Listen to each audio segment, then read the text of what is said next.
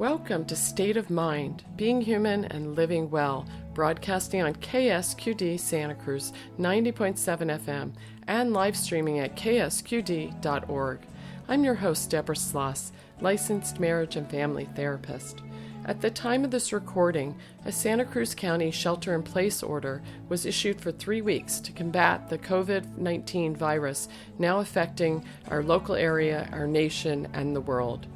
Last night, California Governor Gavin Newsom issued another shelter-in-place order that applies to the entire state of California, affecting more than 40 million people. These orders ask people to remain at home unless they have essential reasons for going out. This is a situation we have never seen before, and it is negatively affecting and increasing stress and anxiety in every one of us. But for those living with underlying mental health conditions, this situation is particularly impactful and possibly life-threatening. For that reason, we put together this show in a whirlwind of effort to bring you mental health first aid for COVID-19. While creating this show, we were thinking about the special needs of some of our most vulnerable community members, those who are already living with mental health conditions and their families. However, we're going to share things with you that you can do and resources that help us all build resilience and help us maintain better mental health through these difficult times. This show is for those living with mental health challenges, but also for anyone who loves and cares for them, or who wants to take better care of your own mental health in order to navigate the challenges we are facing right now. I'm going to ask for some lenience from our listeners because the recording quality in the show may be a bit rough at times, and you will hear some background noises since we're recording out of the studio and connecting with all of our guests remotely using the technology that we were able to get our hands on in just a couple of days. So stay with us and learn more about how to take care of your own mental health and support the wellness of your loved ones. With me today to discuss these topics are Anastasia Babulovich, a program manager with the National Alliance on Mental Illness here in Santa Cruz County. It's also known as NAMI. Anastasia is extremely passionate about working in the mental health field because of her own experiences with mental illness. Anastasia's diagnosis of bipolar disorder at age 16 inspired her interest in mental health care, its history, and the politics that surround it. She graduated from the University of California, Santa Cruz with a BA in psychology in 2016 and has since worked with local mental health organizations such as Second Story and MHCAN. Anastasia deeply values empowerment, hope, and equality for all and works for a world where mental health conditions are widely accepted, understood, and treated with dignity. Also with me today is Kara Bowman, a marriage and family therapist in Scotts Valley who specializes in grief and trauma. Kara is a certified clinical trauma professional who responds to mental health needs following crisis in the community. She also volunteers for Hospice of Santa Cruz County. Kara was a guest on our show about a year ago on the show discussing suicide and grief. Welcome. We're so happy to have you back, Kara, and welcome to you, Anastasia. Thank you. So we have our work cut out for us today, trying to talk about, what would help people during these difficult times. And I do like to usually start with a personal story in our shows. So Anastasia, are you willing to talk about, what you are finding particularly challenging in terms of your mental health right now and what you're doing to help and support yourself? Sure, I'd be glad to start. So I've been really thinking about two things that have been impacting my mental health with this whole weirdness that's been going on. And one of those is my main stress reliever slash maintainer of my mental health is my yoga practice. So exercise has been really important for me in managing depression and anxiety and getting a community to get connected to. So, and that's kind of my accountability is, it's kind of hard to exercise at home. So it's been really hard to not have that community in place. So honestly, this week I have not exercised at all. And I've definitely noticed my symptoms of anxiety and depression increasing. So it's something that, I'm going to have to find a whole new thing, maybe find an online community, yoga community, because it's very different to just kind of work out by yourself. There, you don't kind of quite have that much I don't know, accountability again and inspiration to do your best. Mhm. So that has been very difficult for me. And then the other thing is with myself, and I know a lot of other peers that I've been talking to, a lot of our default states is to actually just stay at home and not talk to anybody, especially when we're not doing very well. We just want to kind of isolate. Now it's mandatory. So it's really easy to just be like, you know what? No, I'm not talking to anyone. I don't need to talk to anybody. So I've been really having to stay accountable to, I'm texting my mom every other day because I know she's worried. I have to set up, my call with my best friend.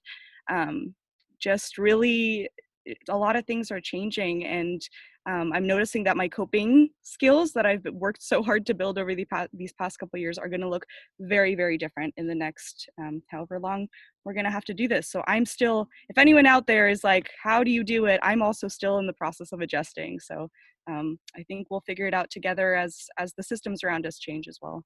Well, I'm so glad you said that, because I noticed, as I was collecting resources for the show, that I too am reading things and thinking, I really need to do that.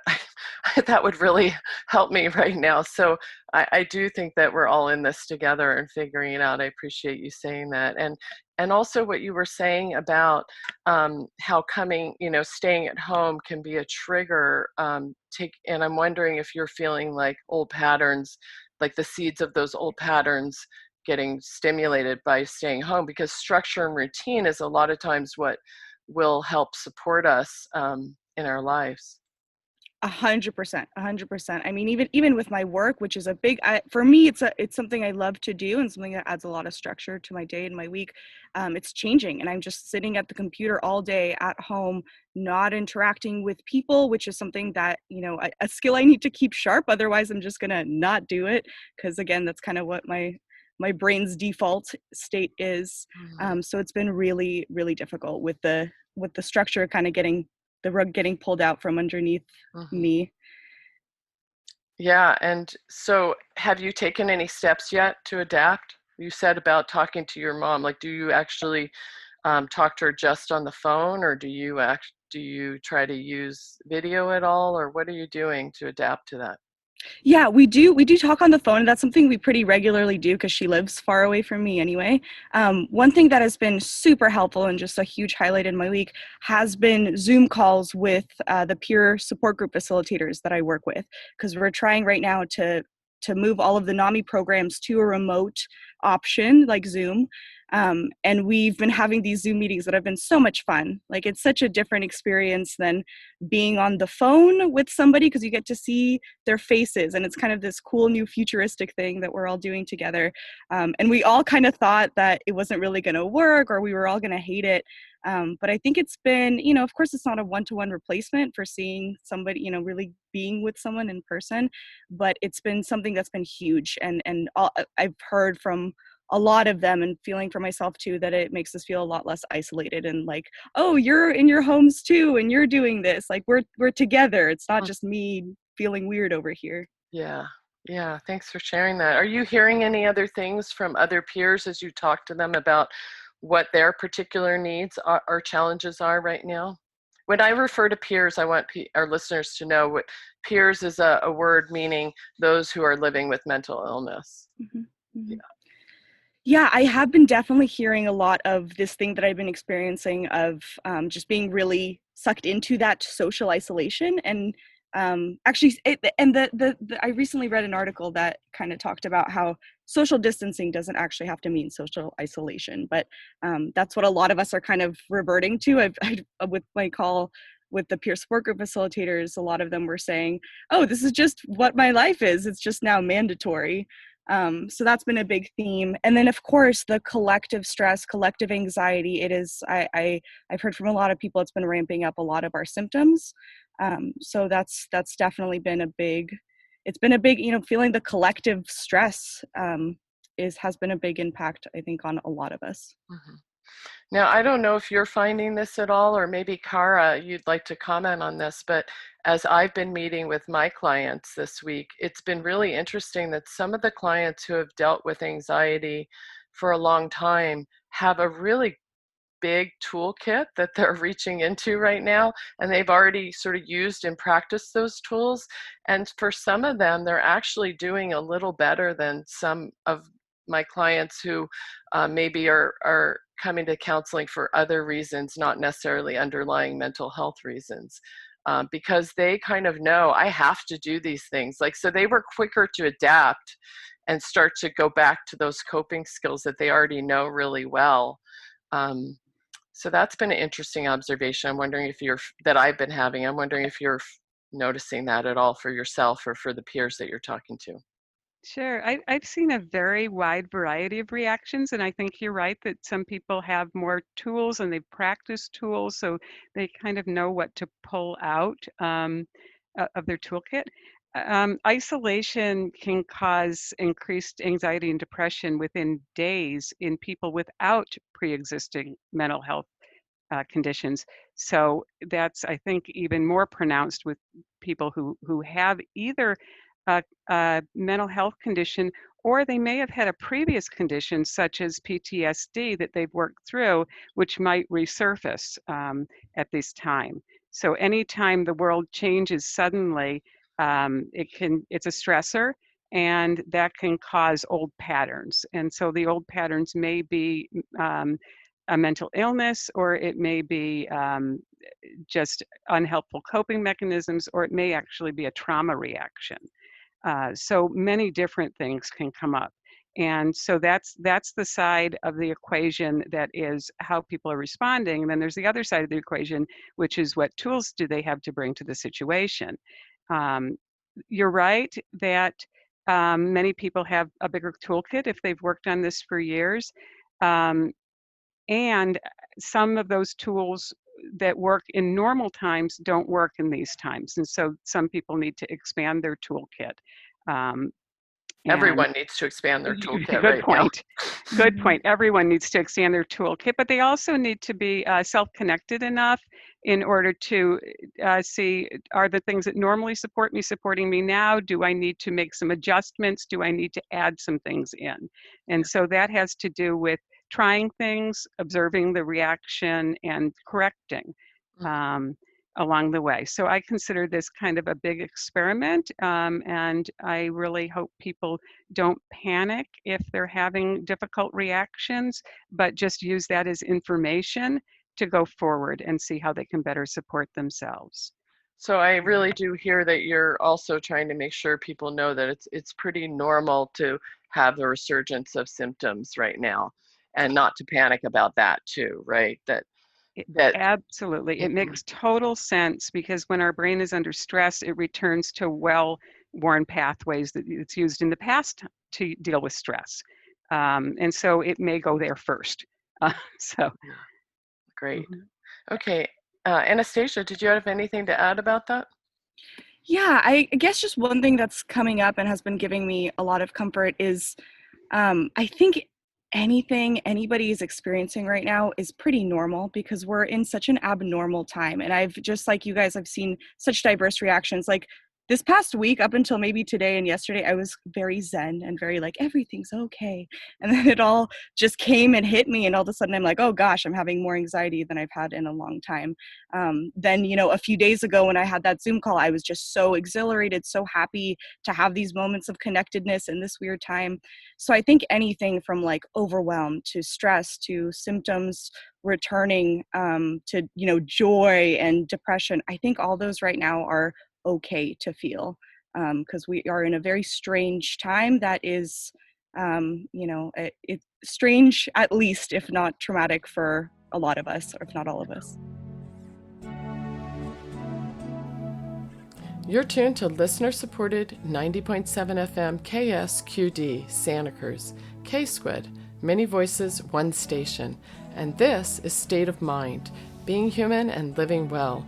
I'm your host, Deborah Sloss, and I'm here talking with guests, NAMI Santa Cruz Program Manager Anastasia Babulovich, and licensed psychotherapist and trauma specialist Kara Bowman, and we're discussing mental health first aid for COVID-19, special considerations and the needs for those already living with mental health conditions, and ways to take care of yourself and loved ones during these difficult shelter-in-place orders.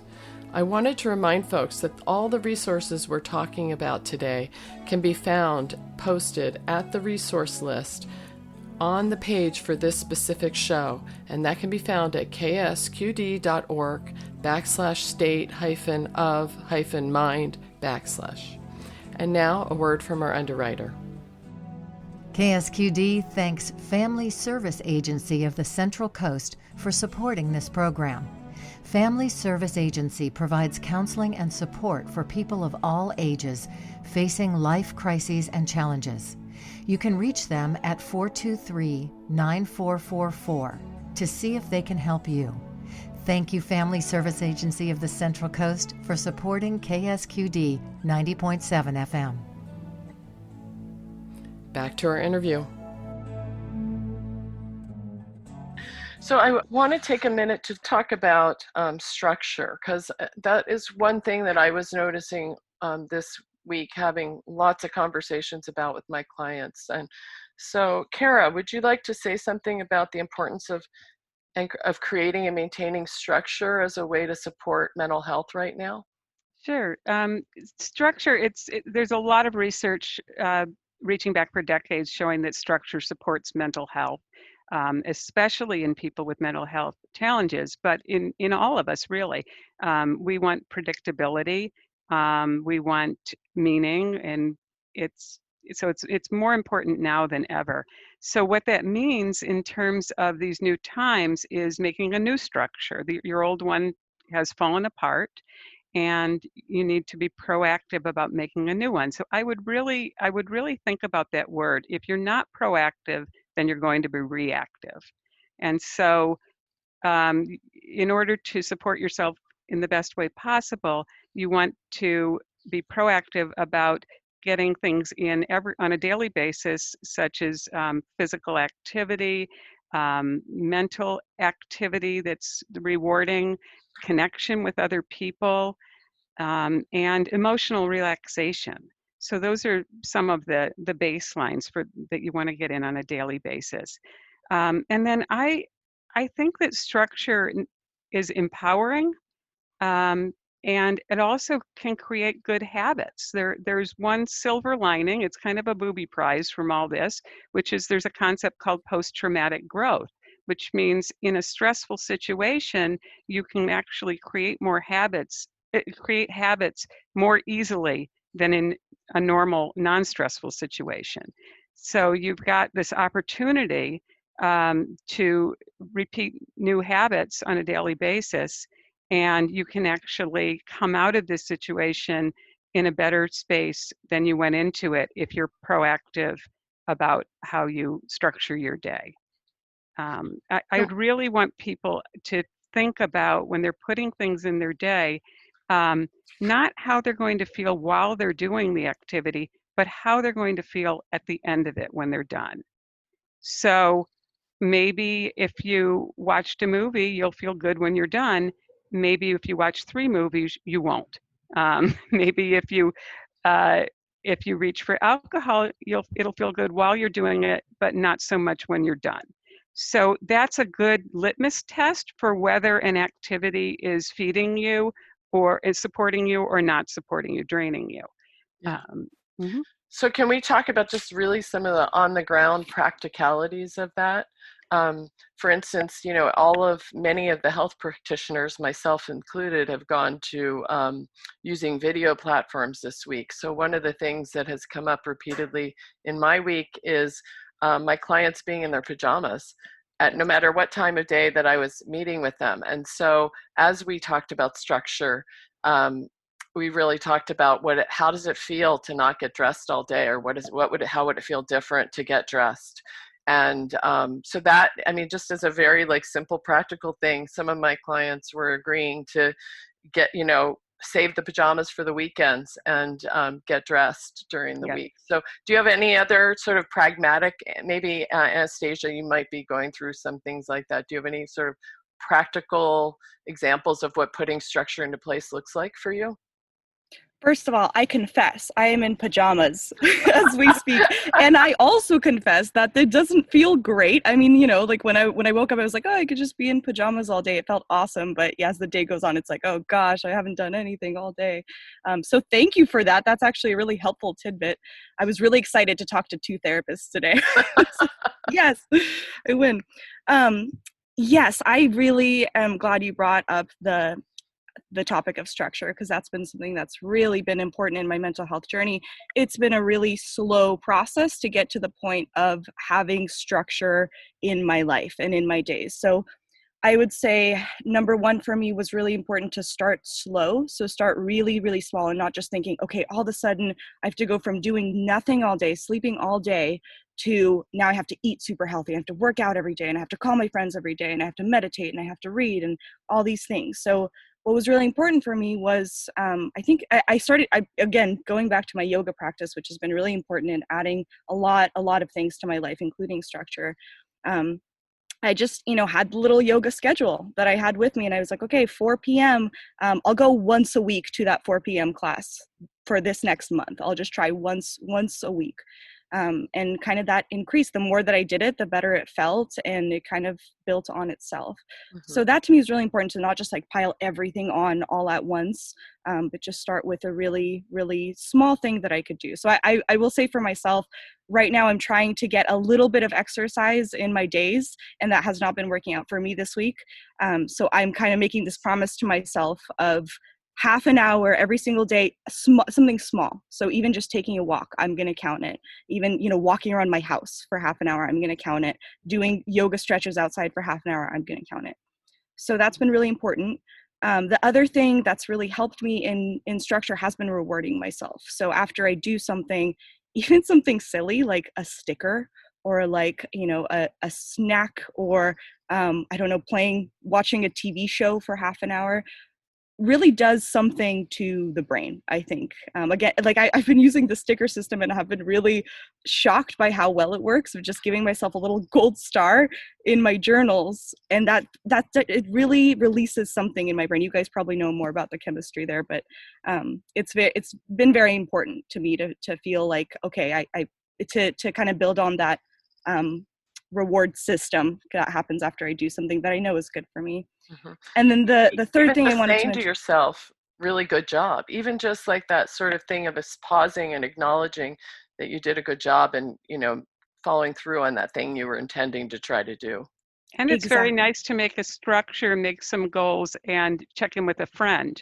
So that becomes connecting and accountability. Um, so you can check in daily. How many of your goals did you meet? You can check in weekly. And it's another way to support yourself. I don't want people to think of structure as a whole bunch of tasks you don't want to do that you should Right. do. I really appreciate what you said, Anastasia, because I like the way when you weren't doing things, you had curiosity about it rather than beating yourself up. And you said, well, how can I make this work for me? How can I readjust? And rather than doubling down on a strategy that wasn't working. So I think structure can also give us permission. If you give yourself permission to lay in bed for 2 hours every afternoon in your pajamas, then it's part of your structure, and it doesn't become something you're doing that's quote wrong unquote, but something that's relaxing. So structure doesn't have to be always difficult tasks. It can also be fun things or relaxing things, connecting things. And it can be a time that we have permission to do things that we normally don't give ourselves permission to do. Right. And that can be freeing too. So structure simply to me means doing things that support our mental health rather than drain our mental health. So you're your own yardstick of that for your own self, your own brain, your own body. And we have something built in, I don't know what it is, that we all need structures in our life, all kinds of structures, whatever they are, whether they're our work or our play or our relaxation, ways to support that we do those things, whether it's like a book group that we go to, or a dinner party that we have with people, or but there is something I know I've observed in others and also in myself, is that while we need structure, there's something in us that loves to hate it, that pushes against it, and at times of stress it particularly abandons it. I'm not so sure I can say that I understand what that thing is, but I just wanted to normalize that there's this funny relationship. I think people are constantly sort of striving to create structures that work for them and abandoning them and then coming back to them again. We have a very strong need for autonomy, but let me play with it a little bit. What if part of your structure was, I'm going to stay in bed for 1 hour after I wake up? Then all of a sudden, that's not a shameful, depressing thing, but that's a supportive thing. Right. So we think of structure as this Calvinistic must work way.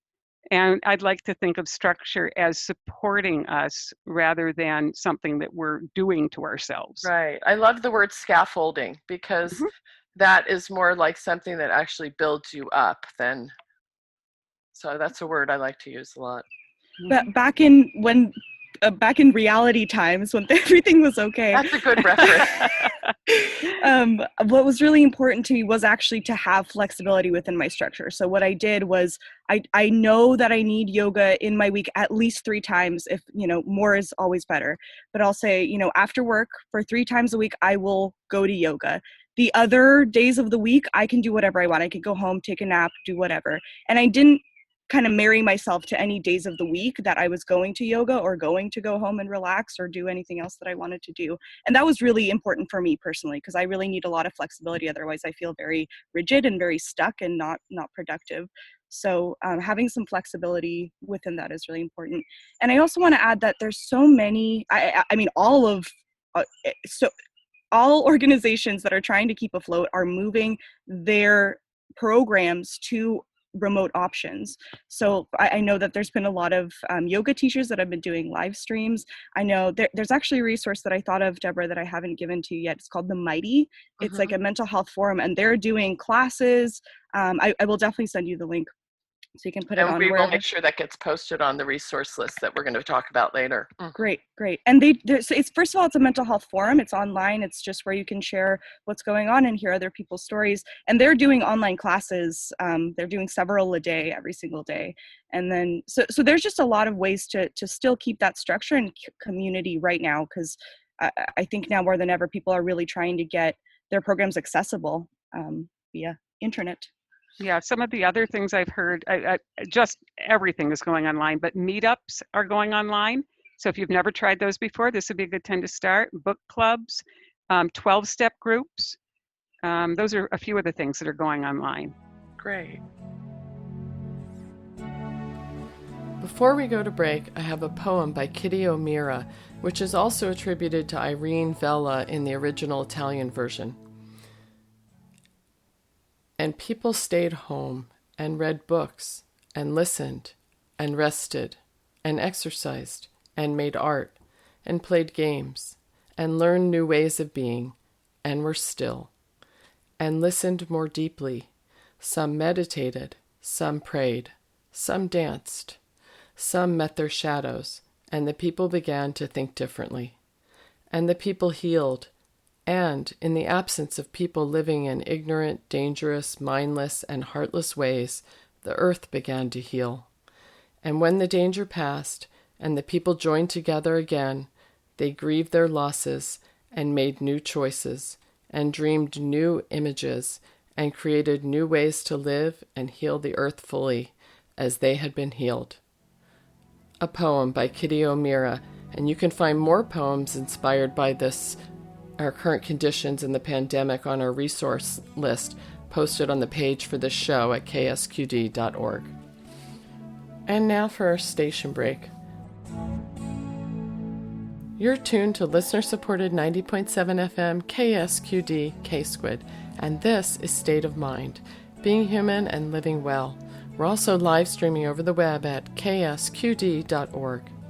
I'm your host, Deborah Sloss, and I'm here talking with guests NAMI Santa Cruz Program Manager Anastasia Babulovich and licensed psychotherapist and trauma specialist, Kara Bowman, and we're discussing mental health first aid for COVID-19, special considerations and needs for those already living with mental health conditions, and the ways to take care of yourself and loved ones. Back to our interview. So we were just wrapping up that conversation about structure, and I think Anastasia, you brought up earlier the importance of managing anxiety and stress right now, both your own and the collective sort of anxiety and stress the soup that everyone is sort of living in right now. And I wanted to ask, are there specific things that you're thinking about or doing yourself to help with that? Yes, absolutely. Something that has been very steady and the most accessible thing in my toolbox has been mindfulness practice. That plays into I actually just read a really great article about coping with depression and anxiety where somebody mentioned kind of their general principles being awareness, acceptance, and active change. They call it the 3 A's in terms of coping skills. So mindfulness embodies all three for me. So just being aware of what's going on in my head, what's going through my thoughts, paying attention to my body sensations has been really important. So like right now, I feel like my neck has been tensed up for the past week. So I know that, there's that I'm feeling stressed out, and I know I have my tools to be able to deal with that, which is where that active change kind of comes in. I know that if I want to feel better, I have to do something about that and not just sit with it and not do the same things that have been, causing what's been going on. So mindfulness has been really important. Even just 5 minutes a day, putting on a YouTube meditation video or just 5 minutes of gentle music and just sitting and taking deep breaths, really paying attention to my breath has been really important in my days, especially now where everything kind of feels very fast and also very slow at the same time. So checking in with myself as regularly as possible has been really important. And also, I'm really lucky to have some really wonderful loved ones around me. So, my family members, my partner, and my best friends, they've been all really important to just check in with and just vent a little bit. I know everybody's talking about this coronavirus thing that's happening, and it feels kind of exhausting sometimes, but it's also really important, I think, to let out whatever you're feeling, whatever's going on with somebody that you trust and love, and it's been really important for me to feel like I'm not alone in this weird thing that's going on. So I love the way you describe mindfulness, because sometimes people react to that, but really what you were saying is mindfulness is just practicing slowing down and breathing and being right here, right now, as basic as that, right? Exactly. It does not have to be a formal meditation. I think formal meditation, a guided meditation on YouTube can really help to get you into that space. But if that's something that doesn't work for you or you're averse to, just sitting down and really, saying, what am I feeling right now? What am I thinking? What am I seeing? What am I hearing? And getting down to the present moment can feel really grounding and peaceful in these chaotic times. Kara, do you want to share about why, because you work a lot with people with, trauma and stress, and and I know you use a lot of mindfulness practices. Could you talk a little bit about why those are helpful and how people could access those? Certainly. So under stress, our body is putting out stress hormones, noradrenaline, adrenaline, cortisol, and such, and that can cause us to have thoughts that causes more stress hormones, and it can be a looping cycle. So mindfulness practices can break that cycle and get us out of the threat system and into the soothing system in our bodies in a very physical way. So I don't like people to think of mindfulness as something they're doing. I like them to think of it as not a task that they can go through the steps, but they actually have to check in and see whether they're having a physiological relaxation, because there's no point in doing it if you're not having the physiological relaxation. And people can feel that in their bodies when they feel at peace. And so what research has shown is that times of stress are not a really good time to start a meditation practice, a silent meditation practice, or because unless you've already had one in place, because people's thoughts can tend to rush in when there's silence. And so Anastasia mentioned visualizations. And so visualizations are filling your mind with something relaxing. And there are a lot of them online, and I know those are on the resource list. And then relaxations, and those are bodily based practices, so such as progressive muscle relaxation or breathing exercises. And there are those that are on the list too. You can get them as phone apps, you can listen to them on the computer or watch videos on the computer. And usually So somebody is guiding you through that, right? exactly, thank you.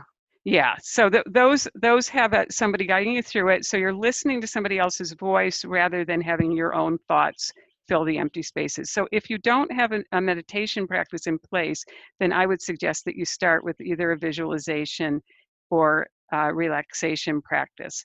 And so what you're going for is that physical sense of peace and calm, and that stimulates the parasympathetic nervous system. It changes brain wiring, and it changes the endocrine system, which releases hormones and spurs emotions and can change mood.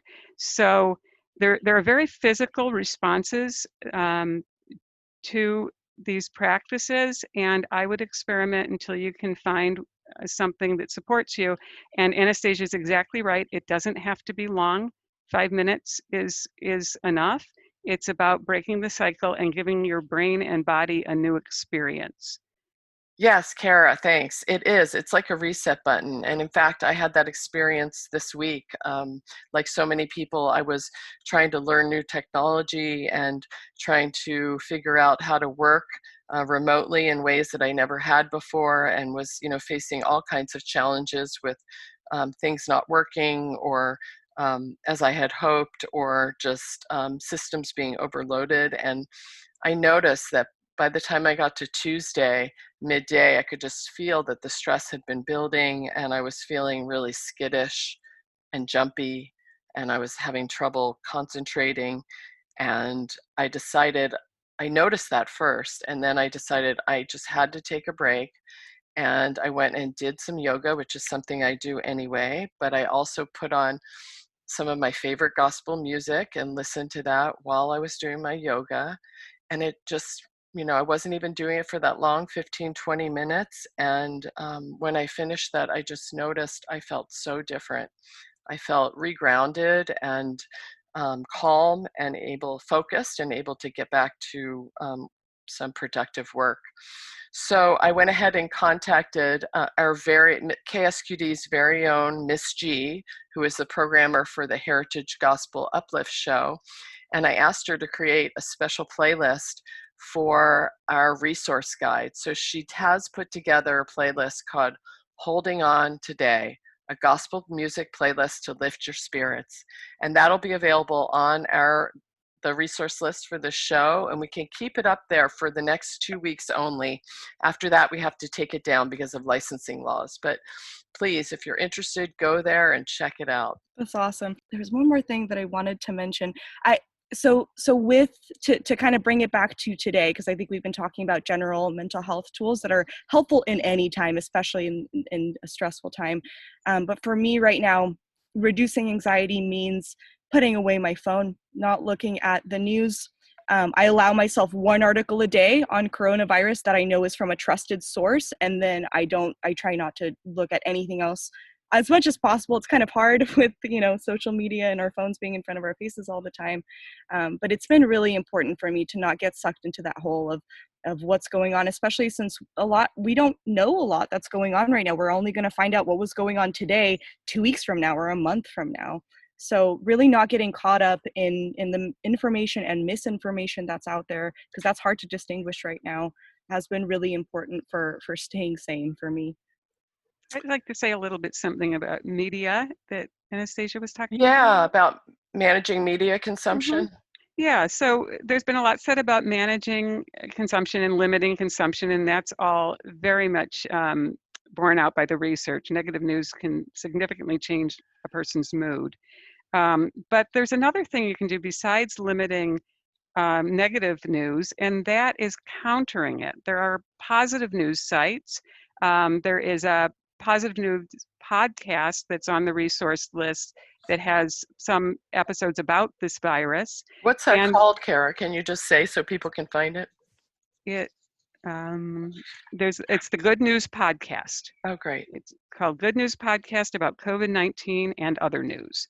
And there are also positive news sites online. So our brain has a negativity bias, and we look for the negative and we worry in order to protect ourselves. And we have to actively counter that so as not to fall into it. And one way you can do it is by seeking out good news and remembering that there are people doing positive things in the world, and that can help change your mood. I'm really glad you brought that up, because we do need we need that balance. I watch a lot of cat videos. Does that count? Absolutely. Also puppies, they count too. What about just basic self-care during this time? What's the role of that, and why would it be particularly important now, do you think, Kara? Well, self-care, especially for somebody with a pre-existing mental health issue, is extremely important because old patterns can be heightened. So self-care can help counter some of the old patterns. So supporting yourself through healthy eating, sleeping, exercise, mental health care, fun, meaningful activities every day, connecting activities every day.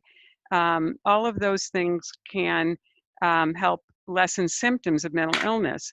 I would like to say, if somebody is going into this with a pre-existing mental illness, I'd love for you to take a few minutes to think about your own warning signs. How will you know if you need to reach out for help?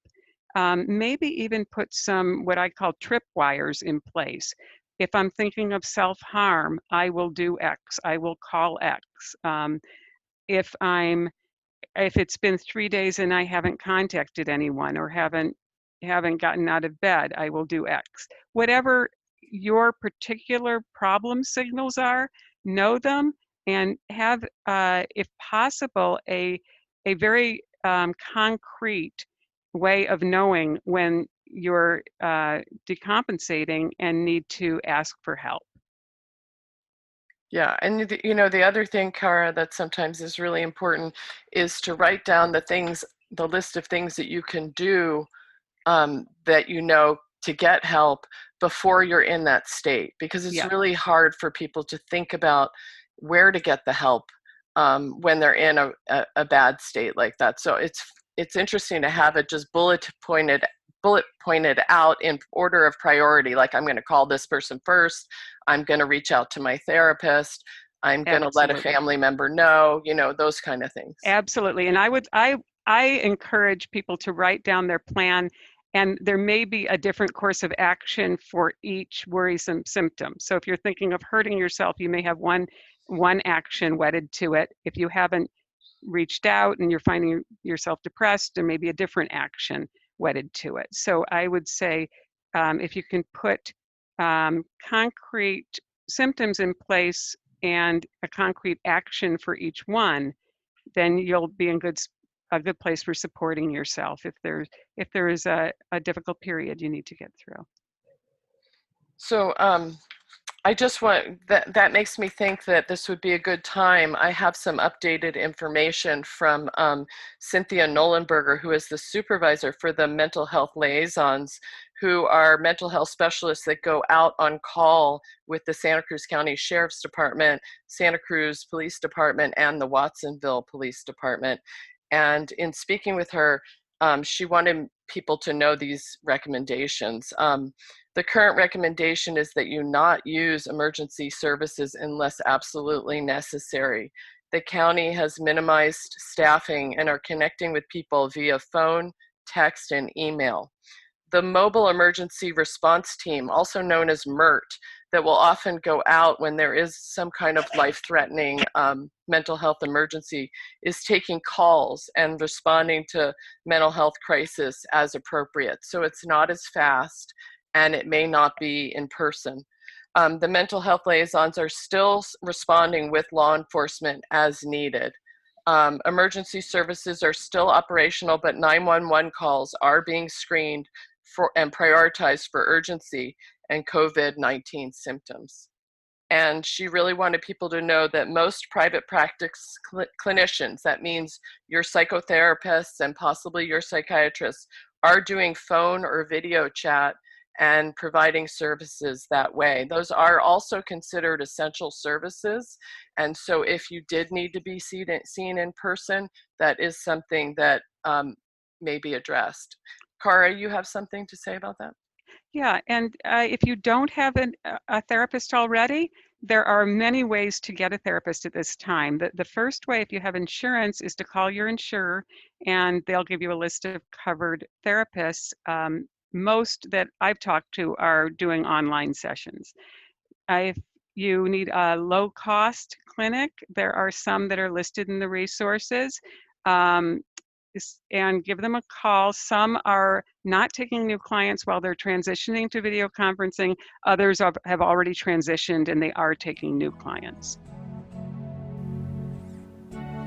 You're tuned to listener-supported 90.7 FM KSQD K-Squid, Community Radio for the Monterey Bay. And this is State of Mind, Being Human and Living Well. We're also live streaming over the web at ksqd.org. I'm your host, Deborah Sloss, and I'm here talking with two guests, NAMI Santa Cruz Program Manager Anastasia Babulovich and licensed psychotherapist and trauma specialist Kara Bowman, and we're discussing mental health first aid for COVID-19, ways to take care of yourself and loved ones during these difficult shelter-in-place orders. I want to remind folks that all the resources we're talking about can be found at ksqd.org/state-of-mind/. And now, a word from our underwriter. KSQD thanks the Santa Cruz County chapter of NAMI, the National Alliance on Mental Illness, for supporting State of Mind. NAMI offers a helpline and online peer, family, and ally education and support groups. Visit NAMISCC.org.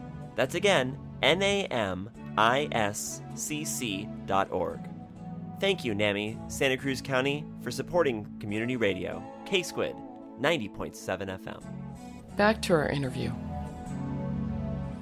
So, Anastasia, I want to turn to you because you are you have quite a bit of experience with advocacy. So, because it might take time for this to percolate down, what would you say to people around their efforts maybe to get a good supply of medications on hand? What can they do you think? Yes. So along with being a good healthcare advocate, as I'm sure a lot of your listeners are already, because that's when you're a mental health consumer, you have to do a lot of your own research of, is this medication going to work for me, and fight for, having it and having the right medication and making sure you know what works for you and what doesn't. So that's, I think, a really important part of the fight to keep. There's also, I've seen through NAMI California's website, I believe, and I know you're going to put it in your resource list, but there's quite a few bills going around right now in terms of COVID-19 relief specifically for mental health consumers. So it's right now is a really good time to start advocating for those things. There's like a pre-written letter that's really great that you can just send out to your senator. And actually at any point with both with COVID-19 and with any other mental health advocacy, NAMICA.org is a really good website for that. It's our state. And if anyone from other states is listening, you have a NAMI in your state as well. But it's a really good site for advocacy and just to see what is it that we should be fighting for right now and how do we do it. It'll tell you step by step, like for this, you should talk to your representative. For this, you can send a letter. Here's the phone number of your local policymaker. So right now could be a really good time to start advocating for mental health support during this time. Yeah, and do you have any? That's really great. I'm glad you said that because they are trying right now to make sure that those people that are most vulnerable will be able to get, tested for the virus at no cost, and be able to get into housing, to be safer, and a whole variety of things that are written into that bill. So I do encourage people, it will be on the resource list, to take a look at it. But I also was wondering if you had any sort of personal advocacy around people trying to talk to their doctors or the pharmacists about getting a supply of medication. What would you recommend, having lived that experience yourself? Yeah, I just want to, first and foremost, it's a fight. I definitely see a lot of efforts outcoming from the top of making this fight a little bit easier, but just knowing that, it's something that you're going to have to speak up for and really talk to your doctor. And if you're not satisfied with the services that your doctor is providing you, there's grievance procedures for every single health organization that exists. So figuring out what is that grievance procedure and taking the steps if you're not receiving competent care, or if you're not getting, what our laws say, if you can have longer prescriptions now, then you can have those longer prescriptions. So just knowing your rights, being educated about what is available to you right now, and speaking up for it, because you're going to have to do that for yourself. So it's really important to speak up and fight for your competent health care. And if you can't do it, sometimes a loved one, they may well be able to talk to your doctor and or the pharmacist about what your needs are, and help negotiate that for you. I'd like to say one more thing about advocacy in a way that you may not have thought of it. Everything you said is wonderful, and it can be meaningful and empowering to advocate both for yourself in terms of medication and in terms of laws. Another way to be helpful is to be a support for another person, and you don't need to solve any of their problems. All you need to do is listen and care. Really well said. So we're kind of coming to an end of our time. I do want to let our listeners know, if you've liked what you've heard from Cara today, she wrote a beautiful piece called How to Not Let the Coronavirus Steal Your Mental Health While You're at Home. And that also will be posted on our resource list. And I just want to come back to a couple things that you said, Cara, when you talked about be open to something good that could come out of, this situation. There are some articles on the resource list under the heading of greater good, which one of them specifically, for instance, is about how school closures might be able to strengthen your family, and how you can use that opportunity to do that. I also had a client this week talk about how her experience of life in the world is generally moving too fast, and as things have slowed down, she's feeling increasingly grounded and realizing that she has to take a stronger stance for slowing their family life down to a pace that actually works for her, because she's been instead trying to keep up with a pace that hasn't been working for her. So there are some interesting, unexpected aspects of this that we all, if we keep a beginner's mind and an open mind, we can learn something new from all of this. I just want to ask if there's any important points that maybe we haven't had a chance to touch on yet, that either of you want to make sure that our listeners have heard. I'd like to say that whatever you're going through, it's normal for you, and it's understandable for you, and there is help. Amen.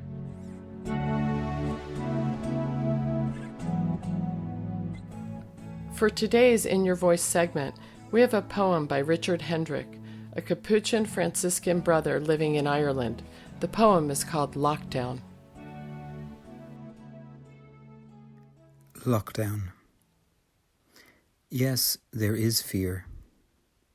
Yes, there is isolation. Yes, there is panic buying. Yes, there is sickness. Yes, there is even death. But they say that in Wuhan, after so many years of noise, you can hear the birds again. They say that after just a few weeks of quiet, the sky is no longer thick with fumes, but blue and grey and clear. They say that in the streets of Assisi, people are singing to each other across the empty squares, keeping their windows open so that those who are alone may hear the sounds of family around them. They say that a hotel in the west of Ireland is offering free meals and delivery to the housebound. Today, a young woman I know is busy spreading flyers with her number through the neighbourhood so that the elders may have someone to call on. Today, churches, synagogues, mosques and temples are preparing to welcome and shelter the homeless, the sick, the weary. All over the world, people are slowing down and reflecting. All over the world, people are looking at their neighbours in a new way. All over the world, people are waking up to a new reality, to how big we really are, to how little control we really have, to what really matters, to love. So we pray and we remember that, yes, there is fear, but there does not have to be hate. Yes, there is isolation, but there does not have to be loneliness. Yes, there is panic buying, but there does not have to be meanness. Yes, there is sickness, but there does not have to be disease of the soul. Yes, there is even death, but there can always be a rebirth of love. Wake to the choices you make as to how to live now. Today, breathe. Listen. Behind the factory noises of your panic, the birds are singing again. The sky is clearing. Spring is coming. And we are always encompassed by love. Open the windows of your soul, and though you may not be able to touch across the empty square, sing. That was Lockdown, a poem by Richard Hendrick. This and other poems can be found on our resource page. I want to let folks know that there are many more resources included there than what we were able to talk about in the interview, including information about NAMI's online support groups for peers, which is those people living with mental illness, and for their family members, parents, and caregivers. There's also an extensive list of faith communities, Buddhist, Jewish, Christian, and others, that are now offering online services, meetings, and classes, as well as guides for parents about ways to support your children, and special resources put together for transgender youth, and so much more. So go to our website, ksqd.org, to the State of Mind program page and check that out.